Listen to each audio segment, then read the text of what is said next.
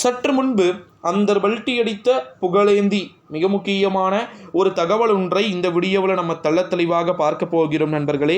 வீடியோவை முழுமைக்குமே ஸ்கிப் செய்யாமல் பார்ப்பது உங்களுக்கு மிகப்பெரிய ஒரு புரிதலை பார்த்திங்கன்னா ஏற்படுத்தும் அப்படின்னே சொல்லலாம். நம்முடைய தமிழகத்தை பொறுத்த வரைக்கும் அந்தர்பல்ட்டி அரசியலை பார்த்திங்கன்னா அடிக்கிறதுக்கு தயாராக இருக்கிறாராம் நம்முடைய புகழேந்தி. இந்த ஒரு சூழ்நிலையில் தான் பன்னீரெல்லாம் ஒரு ஆளே கிடையாது, நான் எல்லாம் அவனை மதிக்க கூட மாட்டேன் அப்படின்னு சொல்லிட்டு கடுமையான விமர்சன பார்வையை பார்த்தீங்கன்னா ஒரு புறம் வைத்து கொண்டு இருக்கக்கூடிய ஒரு சூழ்நிலையில தான் நண்பர்களே அந்தர்பல்ட்டி அரசியலை பார்த்தீங்கன்னா ஒரு வலுவான சூழ்நிலையில உருவாக்க தயாராகிறார்களா என்பதையும் இங்கு நம்ம பார்க்க வேண்டிய ஒரு சில சூழல்களுக்கு தள்ளப்பட்டு இருக்கிறோம் அப்படின்னே சொல்லலாம். காரணம் என்னன்னா, வரப்போற 2024 ஆண்டு நாடாளுமன்றத்துடைய தேர்தலில் இதுவரை இல்லாத அளவிற்கு பார்த்தீங்கன்னா அதிமுக தோல்வியை தழுவுவதற்கு வாய்ப்புகள் இருக்குது அப்படின்னு ஒரு புறம் சொல்லப்பட்டு கொண்டு இருந்தாலும் கூட தோல்வி எடப்பாடிக்கு தோல்வியா அல்லது யாருக்கு தோல்வி? இவர்களுக்கு தோல்வியா அவர்களுக்கு தோல்வியா?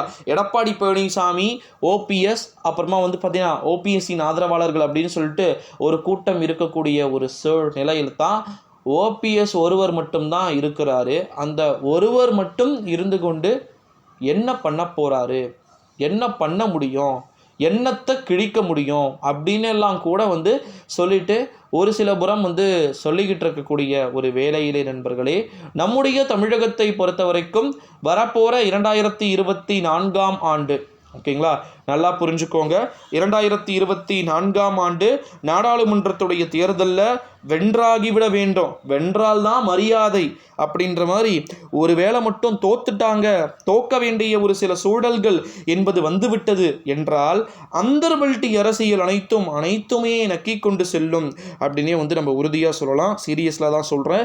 இது ஜஸ்ட் நீங்கள் விளையாட்டுக்குன்னு எடுத்துக்கொள்ள வேண்டாம்.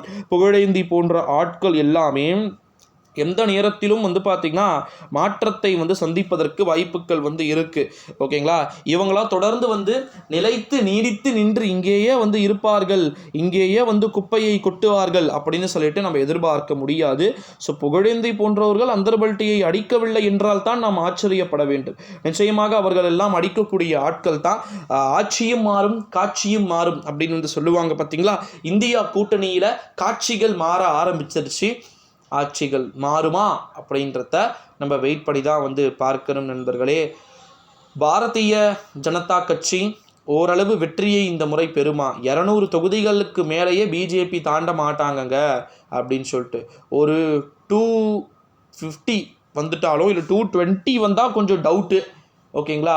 220 வந்தாங்கன்னா பிஜேபியுடைய கனவு எங்கேயோ போயிடும். ஸோ வெயிட் பண்ணி